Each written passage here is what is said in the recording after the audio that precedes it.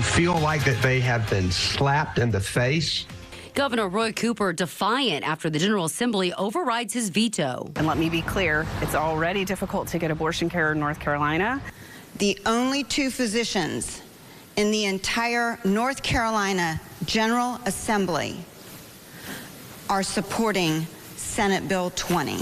Tonight, both sides claim to be protecting women, and the decision could have major implications in the next election. This is where we are. I don't see us going anywhere else. Who knows who's going to be in the General Assembly after the next election. This right to reproductive health is going to be a main issue in the 2024 elections in North Carolina. Every Republican stuck together to override Democratic Governor Roy Cooper's veto of a bill limiting abortion. Thanks so much for joining us. I'm Angela Taylor. And I'm Rod Carter. Glad you could be here. That key vote was Representative Tricia Cotham, who recently switched parties. She voted for the bill despite telling voters that she would be, quote, unwavering, her word, in supporting abortion rights. Capitol reporter Michael Hyland is live in Raleigh for us tonight. And Michael, you tried to talk to her about this today.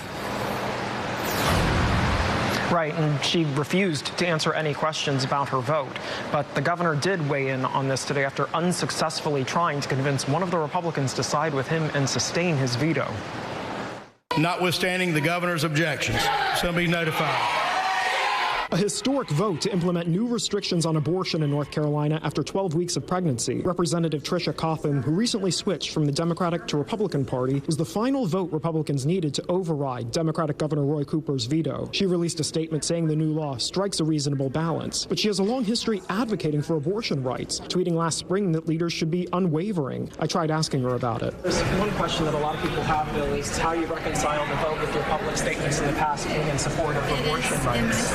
Thank you. You said that people need to be unwavering in their support of abortion rights. I'm going to ask you to stop. Okay, I've already answered through my statement that was sent out this morning, and I've told you this now about 8 times, so thank you. Cotham was one of a few Republicans Governor Cooper publicly called on to sustain his veto. He spoke about the issue while at an event at the North Wilkesboro Speedway. There were a lot of arguments that were being made during the time about the legislation being less restrictive than we had warned.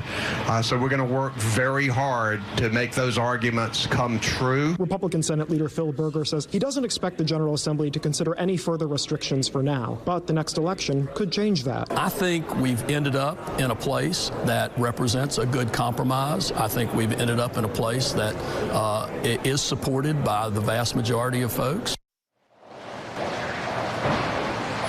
In her statement, Representative Cotham says she also pushed to include support for mothers and children, and she highlighted funding in the bill to provide paid parental leave to teachers and state employees, as well as maternal health care. Live in Raleigh, Michael Hyland, CBS 17 News. All right, Michael, thank you.